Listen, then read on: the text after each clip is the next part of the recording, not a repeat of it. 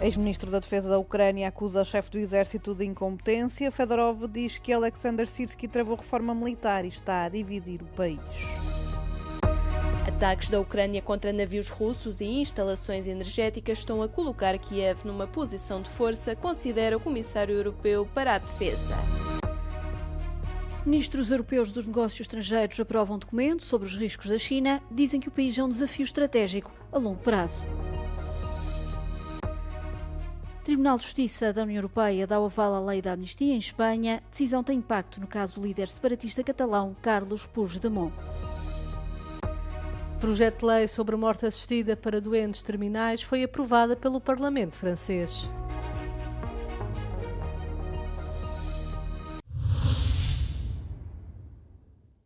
Enquanto milhares de ucranianos saíram às ruas na quinta-feira para protestar contra a admissão do ministro da Defesa Mikhailo Fedorov por Volodymyr Zelensky, o antigo ministro reconheceu publicamente que o conflito com o chefe do Estado-Maior das Forças Armadas ucranianas contribuiu para a sua saída. Fedorov afirmou que Zelensky foi forçado a escolher entre ele e Alexander Syrski. Це призвело до того, що по факту він поставив ультиматум, як ми з вами знаємо. І замість того, щоб придумати, як асиметрично перемогти Росію, в чому задача главкома, він придумав, як розколоти країну, де ми сьогодні з вами знаходимося. E в цьому є велика проблема. Fedorov modernizou as Forças Armadas através da inovação tecnológica e de uma abordagem mais descentralizada. O diferendo entre o ministro da Defesa e o chefe do Exército era do conhecimento geral na Ucrânia, sendo frequentemente descrito como um choque geracional entre um jovem reformador orientado para a tecnologia e um comandante militar mais convencional. Entretanto, o Parlamento da Ucrânia nomeou o antigo diretor executivo da Naftogaz, Sergei Garovievsky, como o primeiro-ministro no âmbito da mais recente remodelação governamental. Os recentes avanços da Ucrânia contra navios e infraestruturas energéticas da Rússia estão a colocar Kiev numa posição de força, segundo afirmou o Comissário Europeu para a Defesa à Euronews. Such kind of development should be a clear argument for Putin and his surrounding that he is not able to achieve any significant development in his war aims, and that is the moment when really negotiations on just peace should start. Andrius Kubilius lamentou ainda que alguns países estivessem a reduzir as ambições iniciais quanto à participação no programa de empréstimos do Bloco Europeu para a Defesa, conhecido como SAFE. A União está a apoiar a Ucrânia no contexto da invasão em grande escala iniciada pela Rússia através da concessão de um empréstimo de 90 mil milhões de euros. Já a Presidente da Comissão Europeia anunciou um acordo relativo a drones com Kiev durante uma visita à capital ucraniana esta semana. A proximidade entre Pequim e Bruxelas parece ser uma coisa do passado, pelo menos tendo em conta a diplomacia da União Europeia.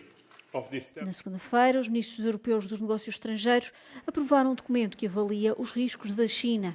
O documento fala de uma ameaça para a segurança, mas também para a economia do bloco.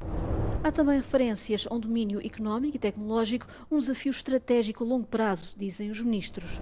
De facto, as tensões entre Bruxelas e Pequim intensificaram-se nos últimos meses.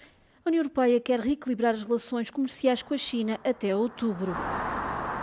Mas Pequim não vê este prazo com agrado e está a retaliar com a exportação de terras raras essenciais para o setor da defesa.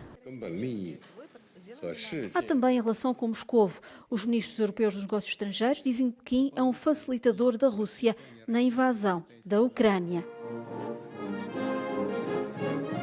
Dizem mesmo que os dois países querem estabelecer um domínio regional e mudar a ordem global de acordo com os seus interesses.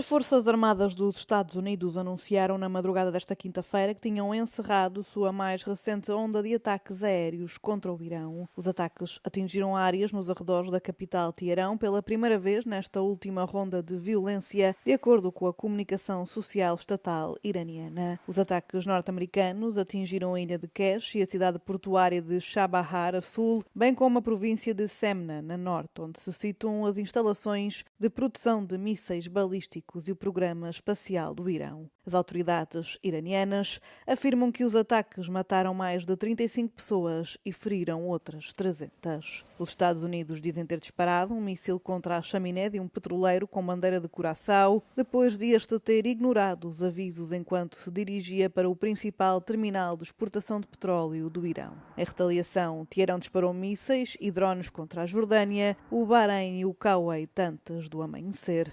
Na quarta-feira, as Forças Armadas dos Estados Unidos retomaram os ataques aéreos contra o Irão, numa altura em que Washington diz estar a intensificar a sua campanha destinada a limitar a capacidade de Teherão para ameaçar a navegação comercial no Estreito de Hormuz.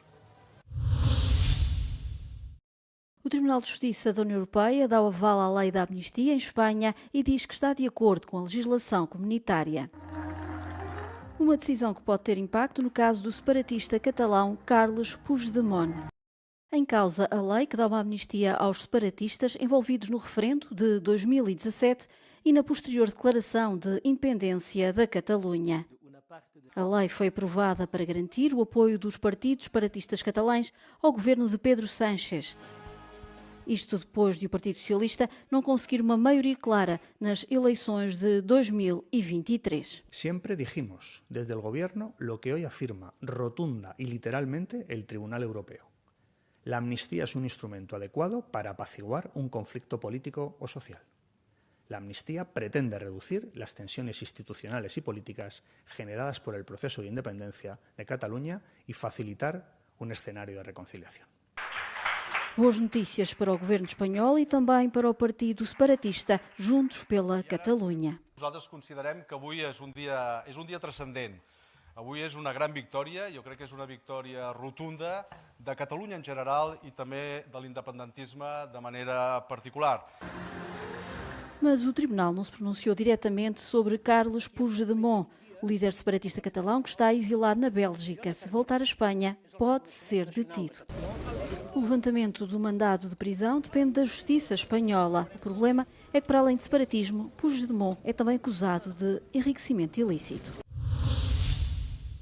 Votant 561, exprimé 532, majorité 267, pour 291, contre 241, l'Assemblée nationale a adopté. Na quarta-feira, os deputados franceses votaram a favor da aprovação de uma lei que concede o direito à morte assistida a alguns adultos com doenças terminais ao abrigo de regras rigorosas. O projeto de lei em questão prevê sobretudo o suicídio assistido por motivos médicos, permitindo que os doentes elegíveis recebam e auto-administrem medicação letal em circunstâncias muito específicas. Apenas os doentes que sejam fisicamente incapazes de o fazer poderão receber assistência de um médico ou enfermeiro. Os doentes que pretendam pôr fim à vida terão de ter pelo menos 18 anos e ser cidadãos franceses ou residentes legais em França. Atualmente, muitos franceses viajam para países vizinhos onde o suicídio assistido ou a eutanásia são legais. A lei aprovada pela Câmara dos Deputados ainda tem de ser analisada pelo órgão de cúpula da Autoridade Constitucional Francesa. A proposta de lei era uma das principais promessas do segundo mandato de 5 anos do presidente francês Emmanuel Macron, que a descreveu como um modelo francês de cuidados no fim de vida. Com esta lei, a França junta-se a outros 11 países que também adotaram legislação sobre a morte assistida, cada um com as suas próprias regras e critérios. Sem filas, sem esperas, sem funcionários. É assim que funciona esta parafarmácia em Lisboa, a primeira totalmente autónoma na Europa. A jornada do consumidor nesta parafarmácia começa à porta. É aqui que é apresentado um meio de pagamento do qual será debitado o valor final gasto no interior do estabelecimento. Um cartão de débito ou crédito é a chave para entrar no local. Fechar a porta é validá-lo de forma a poder fazer compras no interior. A experiência de consumo é individual e do critério de cada cliente. Pode ter uma experiência de compra rápida, de entrar, pegar no que precisa e sair em menos de 1 minuto, não tem filas, não tem caixas, não tem nada que dificulte a sua jornada na loja, ou pode vir e verificar e ler os ingredientes de 30 produtos, estar aqui meia hora a escolher antes de levar. É um bocadinho dar ao consumidor a opção. Depois de entrar, procurar, escolher e levar. Resta a última fase, terminar a compra. O último passo desta jornada consiste então em confirmar os produtos que vamos adquirir e finalizar a compra. Tudo isto é possível graças a uma tecnologia combinada de câmaras e sensores de peso e movimento que acompanham os passos do consumidor e os produtos em loja. Tudo operado com recurso à inteligência artificial. O estabelecimento, que funciona 24 horas por dia, abriu em novembro, representando uma espécie de tubo de ensaio para o futuro do setor, que aqui pretende desvincular os farmacêuticos de funções puramente comerciais. Nesta loja, os funcionários entram apenas para repor estoque e o apoio ao cliente é feito à distância de um clique. O número de clientes aumenta de mês para mês. Ao início as pessoas tinham muito receio de entrar, tinham muito receio até de sair depois de estarem cá dentro, porque como não tem caixas, as pessoas tinham a sensação de que podiam ser acusadas de roubo ou alguma coisa, e agora estão cada vez mais confiantes de que a tecnologia funciona, que as acompanha. Com 85 metros quadrados, o espaço oferece praticamente tudo o que se pode encontrar numa farmácia, entre dermocosmética, produtos de bebê, suplementação e produtos de higiene oral. De fora estão, por enquanto, medicamentos de venda livre e, claro, os fármacos sujeitos à receita médica.